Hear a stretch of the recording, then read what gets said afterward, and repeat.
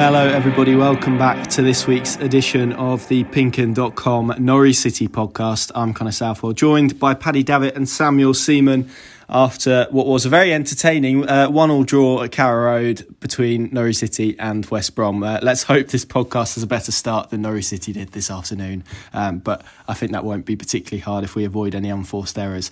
Paddy, how do we pick the bones out of that? Because it was pretty dry, wasn't it, as a game of football, but also as a Norwich City performance. Just to clarify, when you said entertaining, that was with your tongue firmly in your cheek. It was a bit of sarcasm. Yeah, okay. It was just your delivery. I thought, actually, were we at the same game? Because that was, that was so poor. Yeah, I mean, I tweeted after about an hour, this must be the poorest hour of the season. But I wasn't at Cardiff, and you boys said after the game on the walk back up to Prospect House, Archant HQ, that Cardiff was probably marginally worse. So, hallelujah, I missed that, because that was today was. Well, I mean, Smith himself, fair play, called it poor, said he was angry with them at half-time, more than frustrated with it. So I guess you have to accentuate the positives, and that's another point on the end road to where they hope they're going. But concerning, because it isn't just for me, this game, it was off the back of 2 or 3 days earlier, Carrow Road, Bristol Rovers probably would have... got the win, but that's Joey Martin's mob, isn't it? I'll tell you what, they were at Ipswich, weren't they, midweek? That's where I got that one from. But Bristol City should have won that game, I thought, on the balance, and West Brom probably should have won today. So, excellent resilience, but in the bigger picture, there's areas they definitely need to be working on now, because, the same themes of concern are there. You can't dispute it. The lack of control across the middle of the park, their inability to break down defensive fours, it would seem, is an issue. And I thought, as a back four today, they were a little bit, a bit all over the shop. So, great, unbeaten today with another point on the board, but no, that's not good enough, really. That's not good enough for where Norwich need to get to, and it's not simply to get out of this division, but can you imagine if that was back in the Premier League environment, today and midweek, they'd have been soundly beaten in both games, and their flaws would have been exposed and punished, and that's the difference. In the Championship, they'll get away with it, but by the same token, they can't keep getting away with really lacklustre offerings, I think, is probably being generous in these last 2 home games. And it feels like, for me, as mad as it is to say, having won 6 league games on the spin prior to a draw against West Brom, but it's less the structure that's getting him through these games, and it's more maybe the poorness of some of the Championship teams they're playing, but also individuals in given moments are just doing something, like a Pookie, for example, showing his predatory instincts, or a key defender, or Núñez doing something, say, in the middle of the park, or Ramsey more recently. And, I think moving forward, can you keep relying on individuals just to, come to the party and get you over the line? I think it needs a bit more than that. So, yeah, let's put it in context. Norwich go into this international break second in the table, 19 points from the last 21. That's tremendous return, really is. But I think we'd be overlooking that there are areas of concern for me, and that was graphically illustrated this week.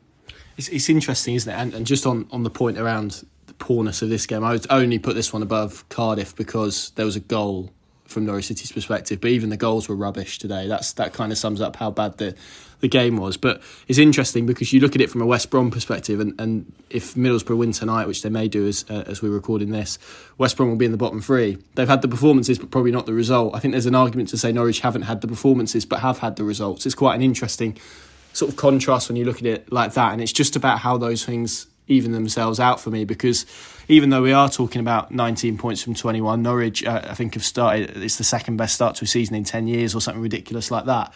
It doesn't feel like what maybe the league table suggests it has been, Sam.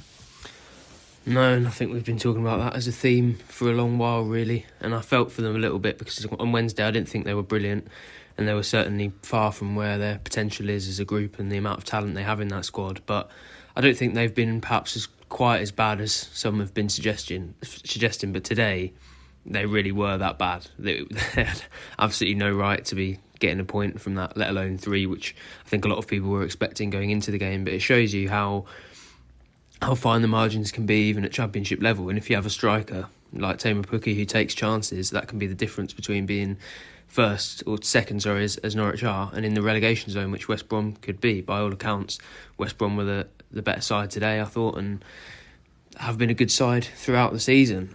But it's just that, in the box, they don't have that quality that Norwich appear to have, and that's why they're in the situation we are. It's interesting to see the sort of situations flipped, because last season I remember having a lot of discussion about how Norwich couldn't really do it in the box, and that was where they were having the issues. Between the boxes they were sort of doing all right, and they were finding ways to make it difficult for teams, but every chance that they seemed to concede seemed to end in a goal, and every chance that they created rarely did. So I think they've perhaps been slightly lucky, but you can't spend a whole season berating a team for not having the nous and the intelligence and the sort of cleverness to win a game, and then when they start winning games by that virtue, criticise them for not doing it the way that they were producing decent performances before. Sometimes it feels maybe too much to ask for that, but it's more about, I think, for Norwich fans, the signs going into the future, and they very much don't look like a team that could amass probably more than 25 points in the Premier League at present based on those performances. And I think what most people are worried about is whether this is sustainable. I remember the 2016-17 season under Alex Neil, there being quite a lot of very good results ground out actually in the early periods of the season, but they weren't playing particularly well. They didn't look like a very cohesive team with a very clear idea on what they wanted to be. And as a lot of people, I think, perhaps could have predicted during that good period, they fell off towards the end of the season. And I think the worry is that that's what's going to happen this year. I think the fact that Norwich look now quite far away from where they potentially could be is actually a good sign, because it means these poor performances might not drag themselves out across the season. If Dean Smith proves to be the very good coach that those inside Colney think they have, then he'll be able to improve this group, and he'll be able to gel them and improve his players to the point where they will be one of the leading groups in the Championship. It's very difficult to argue they haven't got within the top 3 squads in that league. So if they can get to that potential, in my opinion, they will be promoted. But yeah, you probably do need to see an improved level of performance from them, even if it's not on a consistent basis. It's we're seeing sort of one good performance in 5 or 6 on average across this season. So yeah, I think they do need to improve, and especially for the mood around Carrow Road, and to ease that sense of tenseness and difficulty, they probably need to do that. But by the same token, if you'd offered Norwich fans second position and 2 points per game at this point in the season, I think they would have taken it. So there are positives and negatives, but I think most of the negatives were there for all to see, unfortunately, today in that game, and they were very lucky to come away with a point. I guess it probably comes down to how much you believe this Norwich team is going to get better, because everyone's kind of saying it will click, it will come, and there are missing pieces, and we'll come back to that. It still feels very much like hoping it will get better rather than tangible evidence that it will at this moment. It's an interesting comparison, actually, that you made to the start of that Alex Neil season, which you covered, Pad. I mean, I don't know if you can cast your mind back.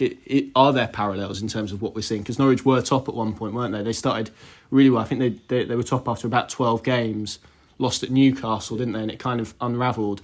But it's not too dissimilar, and we're not saying that they're going to pan out in exactly the same way, because, as we said, there's probably more mitigation this time. Norwich don't have a left-back who's left-footed. We haven't seen Isaac Hayden kick a football yet. The midfield feels slightly dysfunctional. But in terms of feeling, do they kind of have the same feel around them, because they were both relegated teams at that time? No, I don't think they do, for the simple reason, and he admitted afterwards, with hindsight, when he'd been dispensed with towards the end of that season, that he'd been too loyal to the group who got down. And actually, as I'm saying that, I'm thinking, well, there hasn't been a huge turnover in the squad, so maybe that is a pertinent parallel. But it does feel, though, to me, that there's been more of a refresh to this group. And of course, you go into South America, you're bringing in Zara, you're bringing in Nunes, Hayden, Ramsey.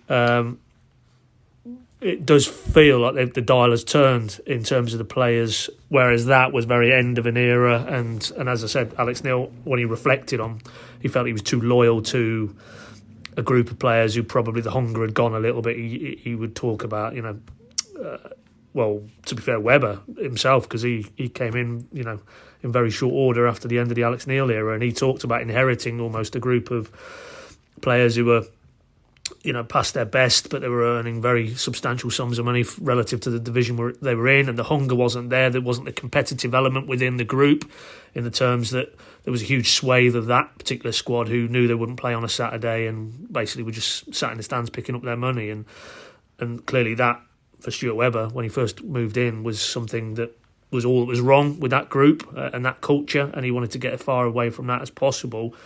And so I do think it is different, because it's also a different coach as well, in terms of, that was a Daniel Farker squad who essentially came down, even though Dean Smith was in for however many months he was in. But this feels like a Dean Smith group now, and what he's trying to do with them. But the reality is, he got a pre-season, and you touched on him there, and I think he is increasingly could be the kingmaker, and it's Isaac Hayden, and because of the part of the pitch he plays in, which was a huge issue for Norwich and has been since Ollie Skip departed. The last time they were at this level, they haven't replaced him, clearly, or hadn't in the Premier League. Hayden looked like the person who was going to give them that control and that composure and a deeper line midfield role, in the modern game, such an absolutely critical position. Kenny McLean, we see him again today. That's not his role. His natural instincts is to get forward, and he's not good enough on the ball, I don't feel, in that deeper position. I mean, there was that one episode in the first half today where he's turned inside and almost played a blind pass. And I think that may, if I'm not mistaken, may have led to the penalty shout, which we'll get into. It did, didn't it, in due course. So it's a square peg in a round hole for me, whereas Hayden clearly was earmarked as the player who would solve that. And fundamentally, second week of pre-season, gets a setback again on the road to recovery from a knee issue, and we haven't seen him. The good news is, after today's game, Dean Smith more or less intimated he would be able to train fully from next week onwards to start the international period. So you would hope that it isn't too far into the next phase of this season that we actually see Isaac Hayden. And of course we'll have to be patient, because essentially he didn't have a pre-season. He's essentially not played football competitively since December of last year. Patience will be required, and I don't want to put overly undue pressure on him, but it feels like you drop him in there, natural in that position, that's going to give them a bit more composure. It'll allow Smith to construct then the midfield ahead of him, which is what he probably envisaged when he made the signing, which you would think would be Nunes and Zara, Ramsey now coming increasingly into the mix. And I think once, and it's easy to say, but once there's a discernible sense that they have that control across the middle of the park now, I think that it protects their back four far better. B, it also unlocks the latent goal scoring potential of Pookie and hopefully Sargent if he continues in that vein. And then the options in wide areas. It isn't an over exaggeration of state. I think Hayden could be the key to this, because it just feels disjointed at the minute, and they're trying to force it down a path, but if you haven't really got the option in a key part of your battle plan, then you can see where we're at the minute, that it doesn't feel natural. It doesn't feel like it comes natural to this group of players.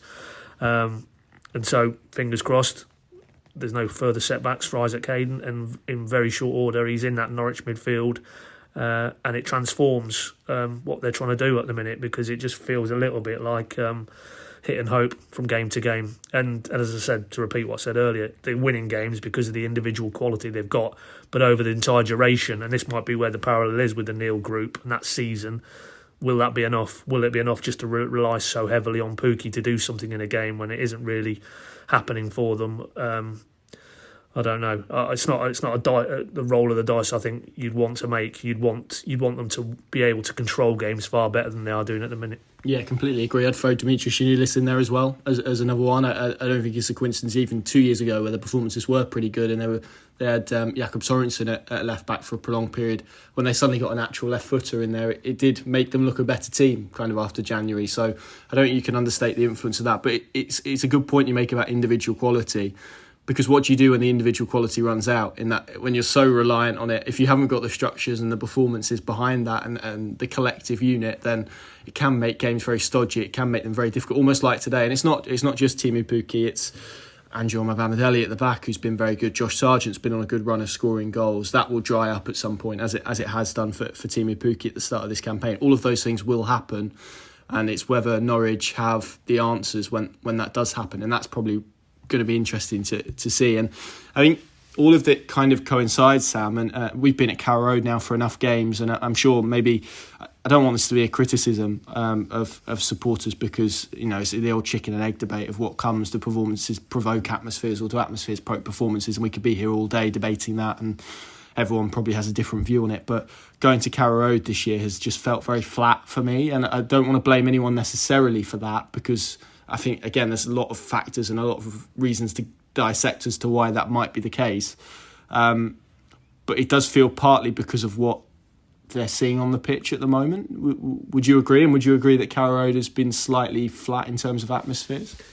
Yeah, I think they've been built up over a number of years under Daniel Farker to expect a certain type of football club to support. They expect to be able to say, this is what I'm going to see from this Norwich team, and that's not Dean Smith's style. And there are plenty of managers, probably the large majority of managers across the Football League, have that same attitude of basically the style is to win. It's to do whatever it takes game to game to win games. And I don't think Dean Smith is necessarily a long ball merchant, or I don't think he goes to bed thinking about pressing or possession or anything. I think he's a problem solver, isn't he? Exactly. That's the way I look at it. He looks at the opposition and he says, these are their weaknesses, these are our strengths, and this is the best way to beat them this weekend. And I don't have a problem with that, but obviously under Daniel Farker, I think Norwich fans got used to the idea that a part of supporting a football club is going to the ground, knowing how the team's going to play, knowing what it's going to look like, and they haven't had that under Dean Smith. There's also the sort of elements of perhaps Farker's personality which were highlighted. He was almost a little bit, he had a stage presence, didn't he? Yeah, he was a bit like a sort of film star at times, with the trademark hair and outfit and the waves at the end of the game.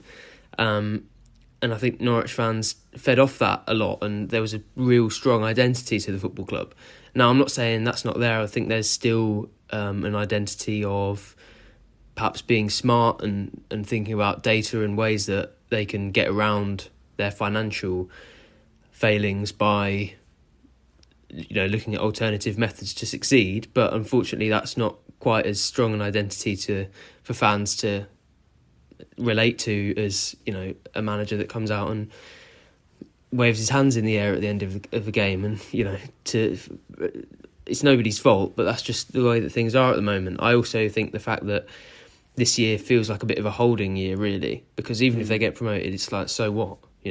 Norwich fans have seen their team get promoted from the Championship loads of times by now. Unless you've just started liking football in the last 2 years, it's not really a great feeling, especially what's been on the other side for the last few years. So it's almost like this is just obviously it's just there to exist, and the average performance, it's not a good performance doesn't get promoted, that's just average, and then next year is when they can really make a success. So it's almost like there's nothing to aim for until the back end of next season, and we're talking a year and a half by then until Norwich fans really have any sort of jeopardy around going to the ground. And so for that reason, I understand why the atmosphere might be a little bit flat. It's also a fan base that's taken a bit of a pummeling over the last few years. Remember when Norwich sort of walked the league in 2021, there were very rarely any fans present, and it wasn't ever full for that whole season. So the large majority of what Norwich fans have watched for the last 3-4 years is getting beat, and it's difficult after that to go and have an incredible atmosphere and wave the flags with vigour and all that. I think I was slightly disappointed, to be honest. It seems like they've given up with the drum, and I know we made that a little bit of a figure of fun at the time, but these initiatives, I think, maybe do need to be in place at Carrow Road, because it's not a fantastic atmosphere at the moment, and they only gave it one game, which, to be fair, it wasn't really successful. The atmosphere was not great for that Coventry game, but to not really give it another go beyond that, I think is disappointing. And you probably do want to stoke up a bit of a better atmosphere at Carrow Road. As you said, it's it's a chicken and egg thing, and perhaps if the atmosphere was better at Carrow Road, the performances would have a bit more of an intensity about them, and you'd feel that intensity a little bit more. But there are various factors around it, I think, but also mitigation around that, much like there is with the team on the pitch. As much as you've got Isaac Hayden and Dimitris Yannoulis to come into the 11, you've got probably possibly a promotion to come the other side of the year that might egg them a little bit to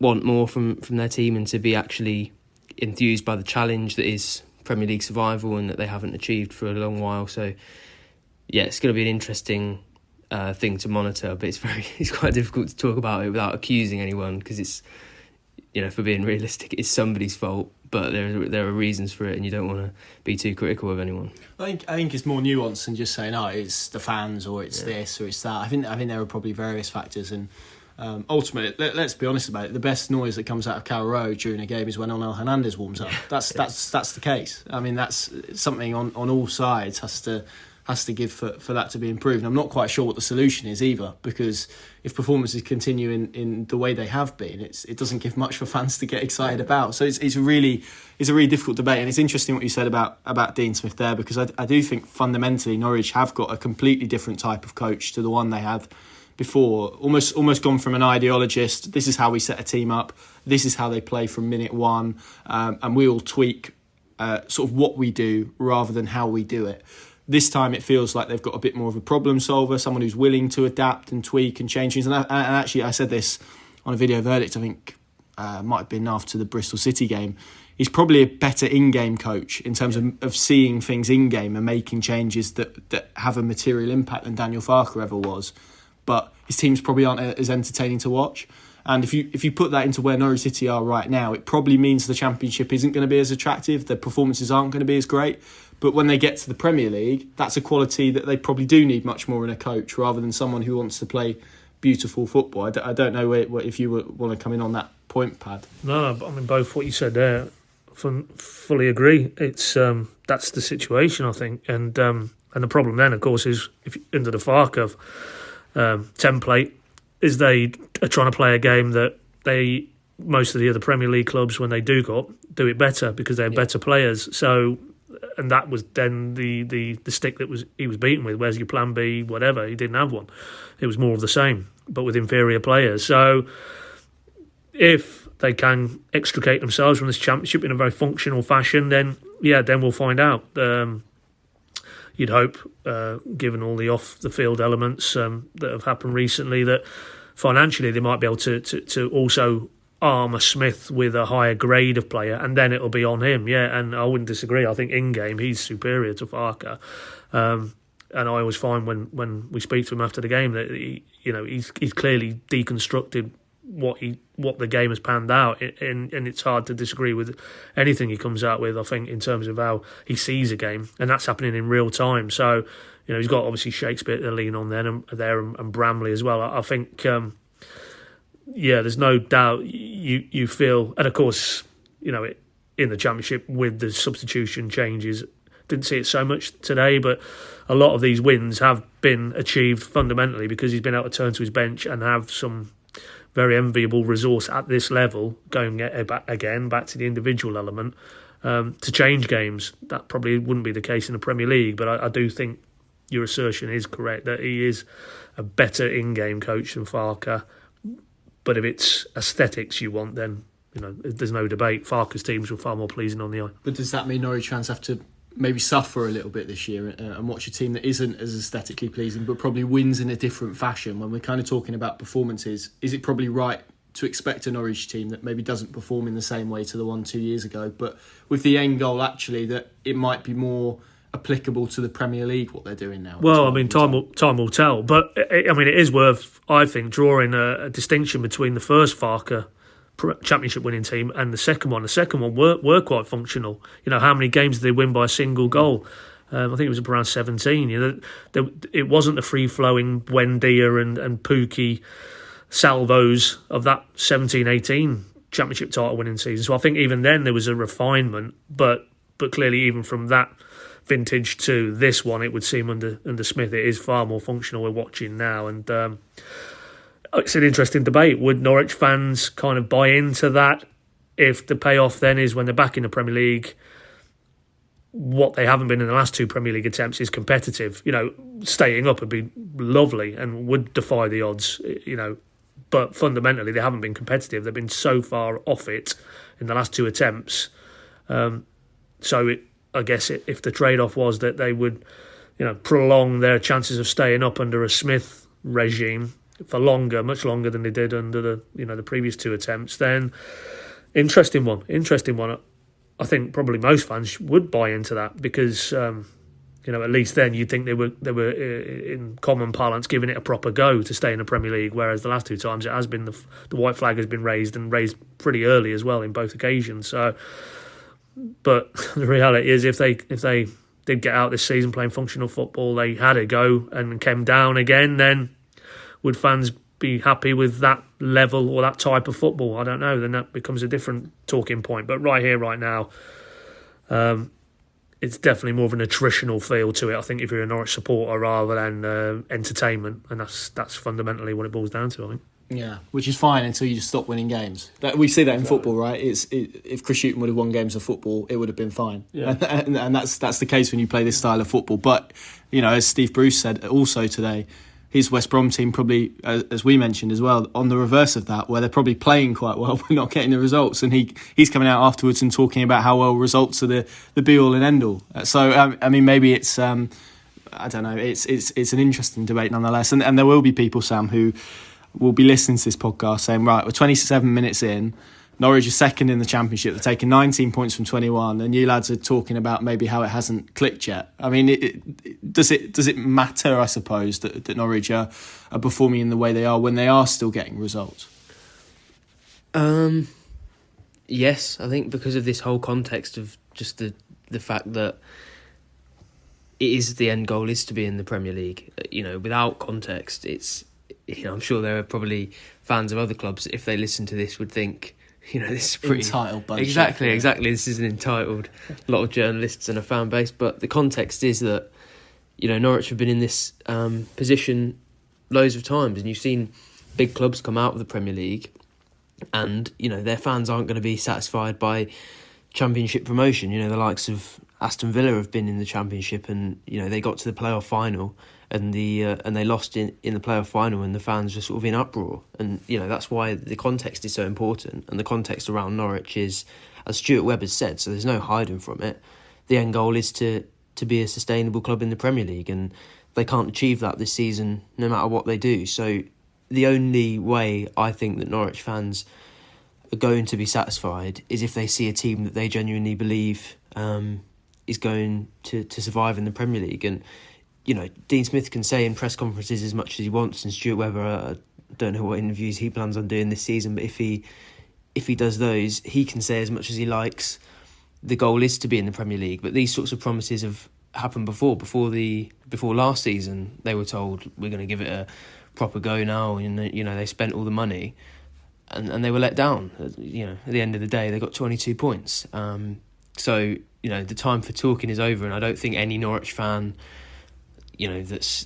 that's got anything other than optimism in their head is going to solely base their happiness on whether they're being told their team is going to compete in the Premier League, because ultimately, what's the evidence to believe that that's the case? They need to see a team on the pitch that they genuinely believe can compete in the Premier League. And although a lot of fans will be happy to see the team winning, they'll be happy to see that promotion looks like a very viable goal this season. I think you'd be hard pressed to find too many Norwich fans who are watching that thinking, oh, this team would be decent in the Premier League. So, as much as they can't achieve that Premier League goal, and in that sense Norwich almost can't win, what you can do is look like a team that would be able to compete, and they haven't looked like that. So, perhaps it is slightly entitled, and all the basis of being a football fan is that you want your team to win. So, a lot of football fans would be satisfied with this, but the context that wraps around Norwich City at the moment means that I think it's totally fair not to feel totally optimistic at the moment. So, yeah, I think it does matter, but let's look at it with a little bit of balance and give them a bit of praise.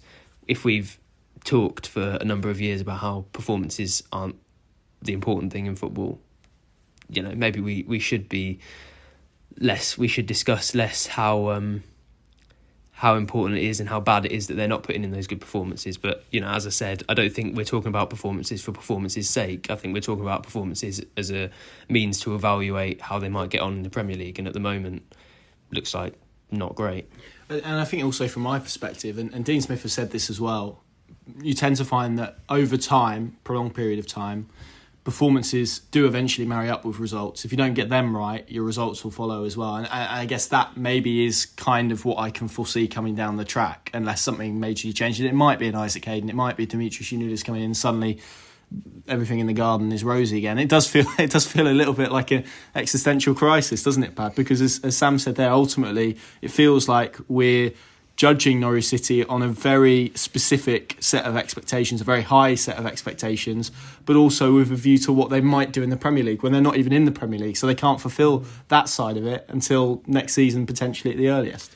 No, but that is, and Sam kept using the word context, that unfortunately is, rightly or wrongly, what they will be measured by, because the end goal is to get back there, and the previous two attempts, different individuals in certain situations, but fundamentally the same outcome. And I think it's right to benchmark this group against that.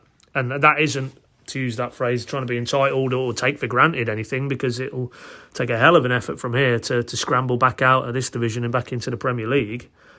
We've all seen enough Championship football to know that's the case. But what then? What next? Are they going to go up again, make a few signings, not be anywhere near good enough, and come March the following season they're planning for the Championship again? That's just that's a torturous cycle, really. And I know there's many of other Football League clubs, I think Webber himself said it in the most recent podcast, would swap places with Norwich, and this yo-yo existence that isn't necessarily a negative connotation. But I think if you ask most Norwich fans, they'd like to break the cycle at some point and break it in an uplifting fashion and sustain themselves in the Premier League. And I don't think it's necessarily about, for me, it's the aesthetics of that debate, and that you want them to see them in the Premier League playing Man City-esque football. I think we'd all be reasonably aware or self-aware enough that that's not going to happen. But it's the competitive element. And for me, I'm looking at this group playing the way they are now. They're not controlling games in the Championship, and they're relying on individuals effectively to get them these results. Well, as we said earlier, they go back up a level. Those individuals have proven themselves not to be good enough 2 times previously. So if the structure isn't going to give them a chance, those individuals won't give them a chance. So where are you? You're back in the Championship again. So that's why maybe we're looking at these current performances and filtering them through the what if, because we know that it won't be good enough in the Premier League. But fundamentally, there's plenty of games this season. There's players to return, key players we feel to return, and Smith now is able to build from a very, very solid platform, an enviable platform, in fact. And if he's as good a coach as people seem to suggest he is inside the game and inside Norwich City, then you would hope that come the end of the season, not only have they achieved the objective, which is to be back in the Premier League, but there is a discernible, and it felt like we spent most of the summer just gone talking about this, the discernible style of play under Dean Smith, a structure and organisation with and without the ball. There's too many intangibles at the minute to say we've reached that point, but it is still early days, and I guess we just need to roll along with it, and hopefully it all coalesces and we get to that point that not only have they achieved their objective, but you can now then go into the next season in the Premier League with a real optimism that, yeah, I think this is a more robust Norwich going back to the top table.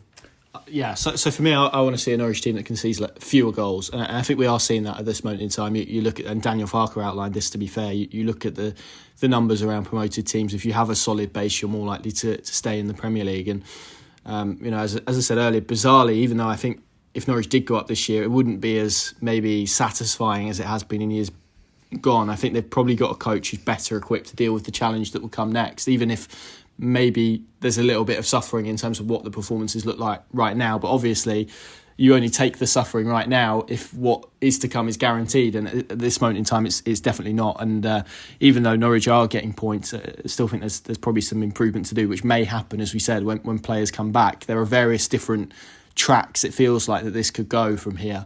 It could either go in pretty much a straight line where Norwich City get players back, improvements happen, and they go on and get promoted pretty handsomely. There's obviously the one that we referenced in terms of the Alex Neil season, which obviously the direction we don't hope it takes. But there's also probably a middle ground where the performances maybe get a slight uplift and they look slightly more balanced and slightly more functional. But whether that's enough to see them finish in the top two, say, we'll see. Because they've played, let's be honest, two teams that will be in and around it, I think, this season in the last two games, and been second best probably in both of them. But they've extracted 4 points, so it probably may well depend on how full your glass is. Good chat, and we've done well to get through 35 minutes of this pod without speaking about the game that we've just watched, which maybe is an indication to the quality of it. Sam, as I said earlier, 2 really rubbish goals in the game. One, a set piece that when it happens like that, and I spoke to Sam Byram after the game, and fair play, held his hand up, said it was probably his error, lack of communication, he said, but also he felt that he got blocked in a legal and intelligent way.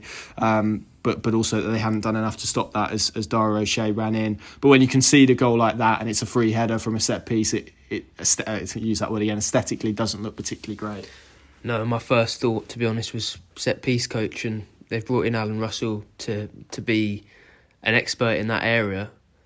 And surely, if that's going to be the case, he shouldn't be outdone by teams to that extent. I mean, maybe if there had been something brilliant, but all it is, as you said, as Sam Byram explained, it's a block on Sam Byram, and somebody's got probably 5 square yards around him to just tap into Krul's net. So I think maybe organisationally you'd like to see more from Norwich on that front, but also anyone that's played football and defended a set piece before will know that. I didn't. I never used to head it, so I used to be up the other end. No, I used to pretend to sort of challenge. I think if there had been a slight challenge on him, then it might have been a bit more difficult. See, it's worse for me because I'm taller, so I'd walk in and here we go, someone who can head it, and I hated it.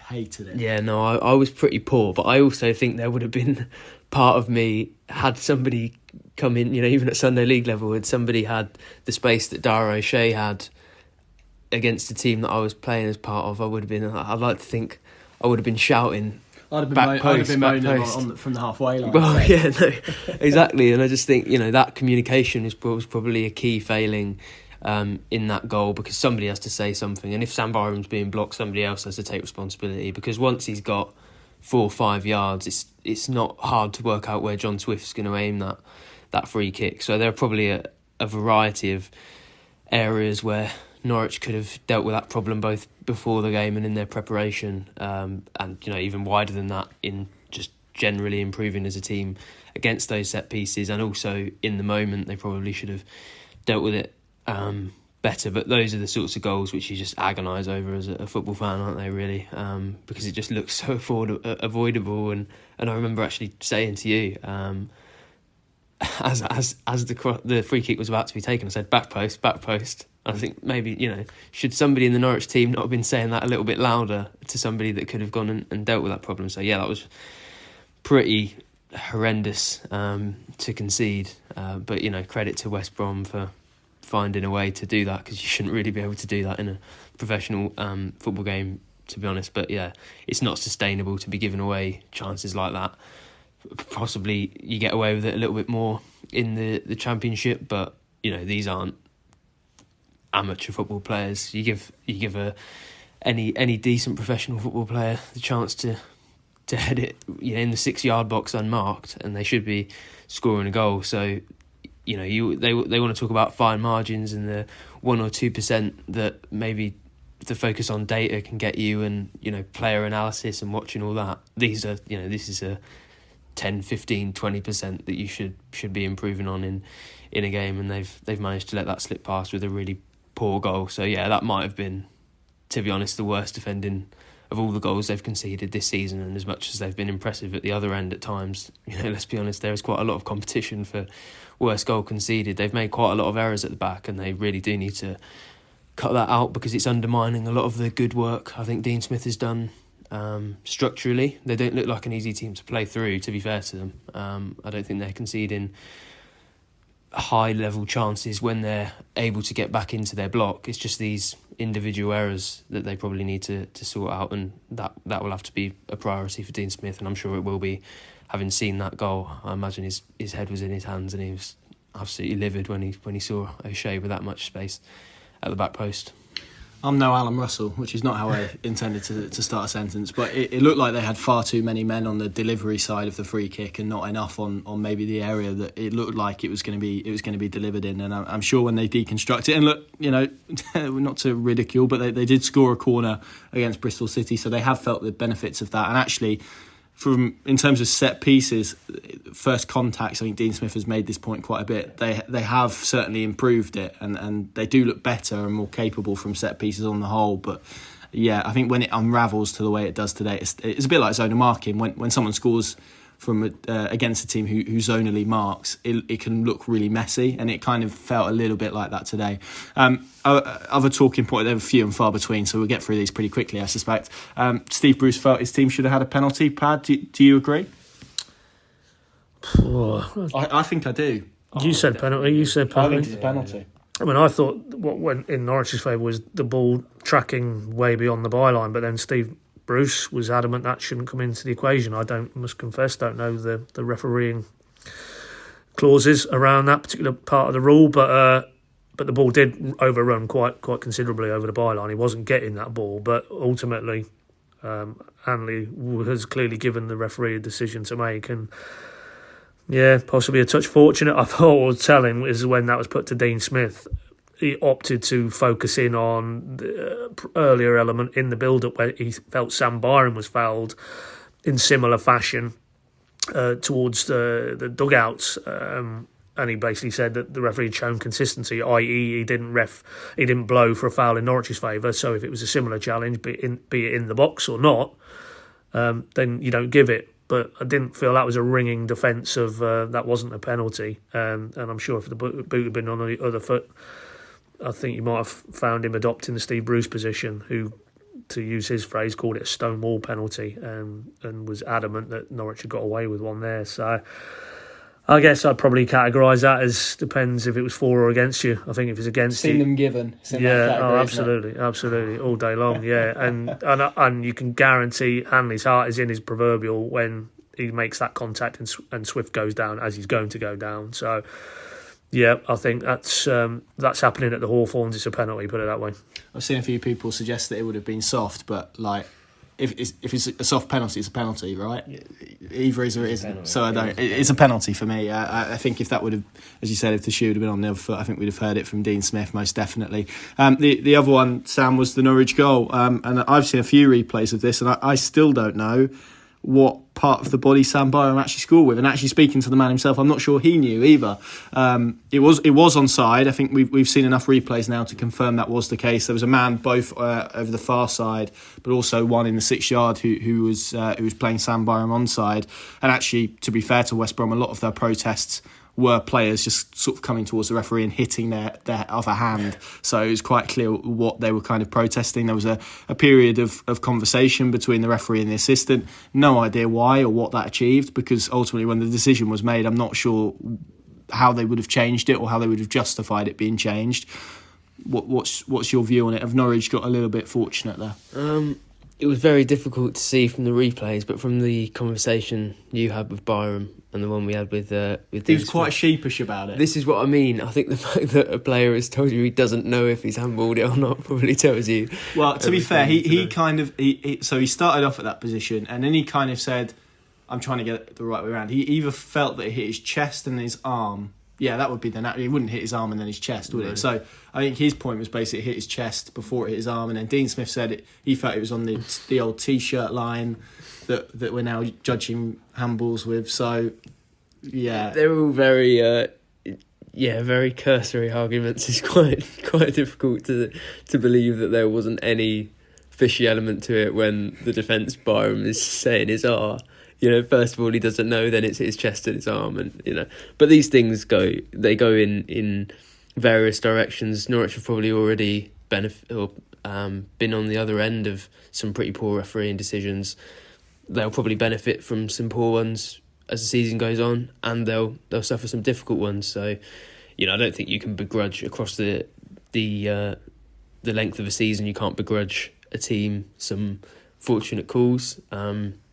They're probably handily for Norwich came when they needed them the most in their most, you know, potentially poorest performance of the season. But yeah, as you say, I think the arguments that were made by the various relevant individuals probably tell you as much as you need to know. From replays, it's pretty impossible to see what went on with the Byram thing. I think potentially in a few hours when those replays are allowed to be sort of slowed down and they're analysed a bit better, that might be helpful. But just from watching the full speed replays sort of on the monitors and on social media, it's very difficult to gauge what actually went on. But yeah, as I said, there's no VAR this season in the Championship.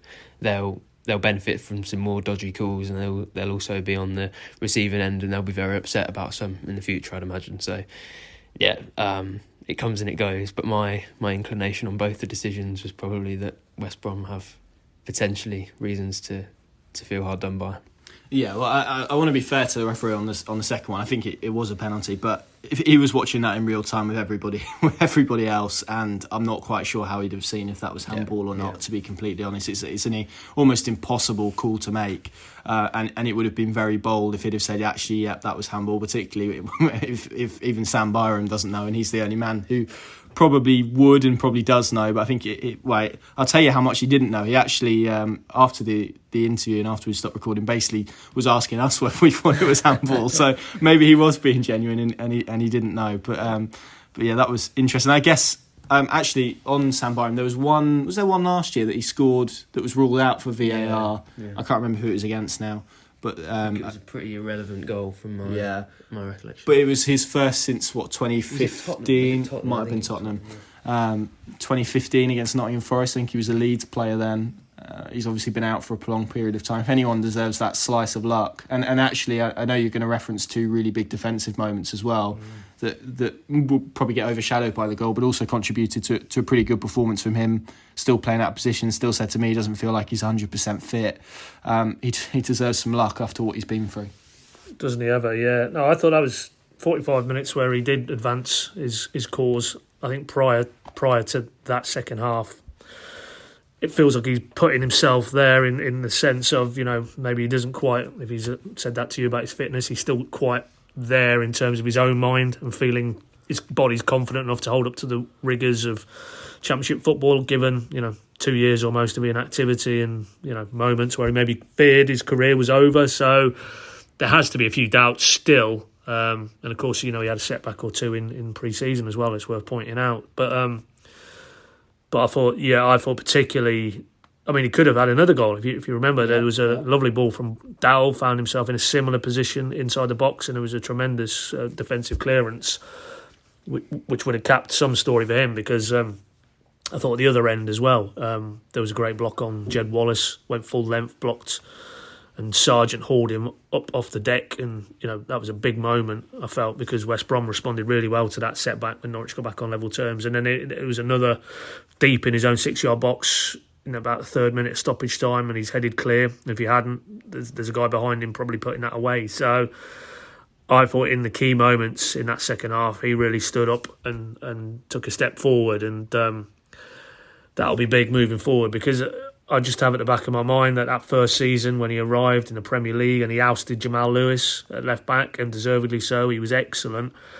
He's had so much injury hell in between, and the questions will probably still persist. Can he get back to that level? But if he could get anywhere near that level, it'd be more than good enough for Norwich, be it at left back or, as Smith alluded to, towards the end of last season when he was fit, he could be a real big player in a number of positions, and Smith clearly really values his contribution and what he can offer to the cause. So the only issue with him will be his body and whether that holds up, and if it does, I think you'll see Sam Byram more often than not in that 11.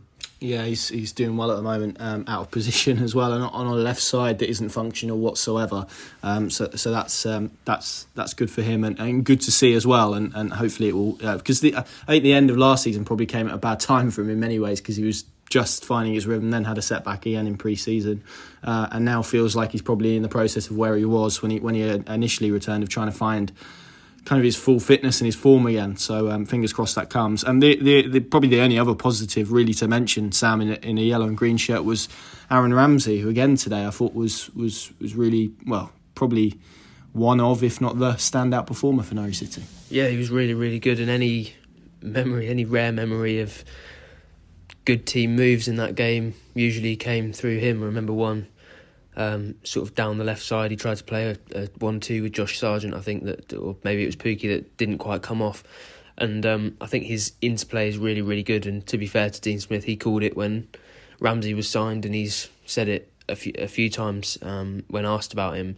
That intelligence is really, really high for him, and the speed of thought with Ramsey is massively high, and it's a really important attribute, I think, to have when you're in that position, especially when you get to the higher levels where, you know, you look at the Premier League, the pattern of play is generally that the centre-backs have as much time as they want on the ball, and then the players in the sort of number 10 position have probably less time than any player in any position across the history of football has had up to now. So the speed of thought and the intelligence is a really important attribute. He's got that. There are other elements that you can always improve on, the physical elements, and probably the consistency typically improves as you gain experience as well. So I think Ramsey will probably go on to have a really good career, probably at a much higher level than Norwich City, unfortunately. But yeah, he's sort of proven everyone wrong. I remember the scepticism, and I wrote a piece where it's available on the PinkUn Plus app now, where he sort of explained that spell at Cheltenham, because I remember him signing and me thinking, why on earth would a team who is very much expecting and wants to be promoted from the Championship signing a player who got 1 goal and 1 assist in 12 games in League One with Cheltenham? And he said that he feels that improved the physical side of his game, and you actually saw him take a few whacks and get involved in a few battles today, and I thought that was encouraging from a player who you'd very much associate the technical side of the game with. And he also said off the ball he feels he's improved. Dean Smith, when I asked him about Ramsey and that loan spell, he said he feels the first loan spell isn't really one to judge anyone on, and he usually goes for the second loan spell. So, you know, if you're judging that on Smith's quota and his expectations, Ramsey's going to be a really good player. And the fact that Norwich now have him for another 36 games in the Championship is really encouraging. I think probably in a few months' time we might even be having that conversation again about, isn't it a little bit worrying that Norwich are relying heavily on a lone player? But that's some doom and gloom that I didn't need to bring to this podcast, and I won't I won't supply a long monologue on that topic just yet. You're just throwing that in there and leaving just throwing that, just letting people worry a little bit, giving people something to just stirring up that unpleasantness going into the international break. But no, I think he was really, really good, and he's been really good for a number of games now. And Norwich were desperately lacking in spark. Last season, a lot of people talked about the defensive inconsistencies. Physicality is something that has surrounded Norwich City as a weakness for a number of years, but in my personal opinion, that lack of creative spark was actually the biggest issue, and it's an intangible that it's really, really difficult to solve, because it's an ability in players that I think is hard to measure in stats.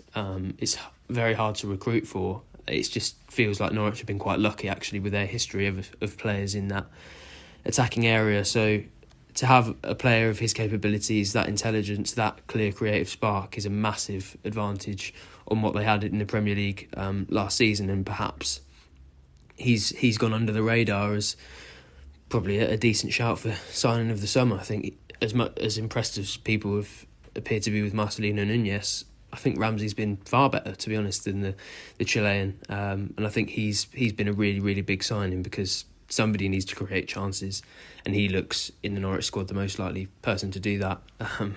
Displayed in HD today, if you will, by the fact that he was the only person on that pitch really that looked like providing those sorts of moments at all. Yep. Pad, I tell you what, I'm glad I didn't do write a column about how Gabriel Sara deserves a start, because I think on the basis of that performance, if you'd written that column, you'd be really embarrassed. To be honest. Don't do yourself down, Connor. We all can all go down that route, but well, to be fair, I mean, I did put that too. Not that you did a column on him, but I'm glad you left me out of it. Yeah. No, but to Dean Smith about how he thought his first league start had gone, and without missing a beat, he basically said it. I think it was tough or whatever phrase he came out with. But essentially, because of the nature of how that game panned out, they got the early goal. Then it was a bank of 4 and a bank of 5. Precious little space, everything in front of. Bar one tantalising moment where there was that ball over the top. I think it was Byram. Yeah. He's let it bounce once and smacked it, and it was almost Van Basten-esque. If it had gone in, we'd have been talking about that goal for a long while. An angled lash that just cleared the crossbar. But a fleeting glimpse of what he might be all about. But yeah, he really did find it very hard to offer any penetration, and he felt a degree of sympathy for him, because in a different type of game, I think back to some of those other early games. What was the game where they got 2 goals up early on? Was it Huddersfield or was it Millwall? Huddersfield, wasn't it? And the space opens up then, because by definition, Huddersfield that night need to come out and attack and leave space in behind.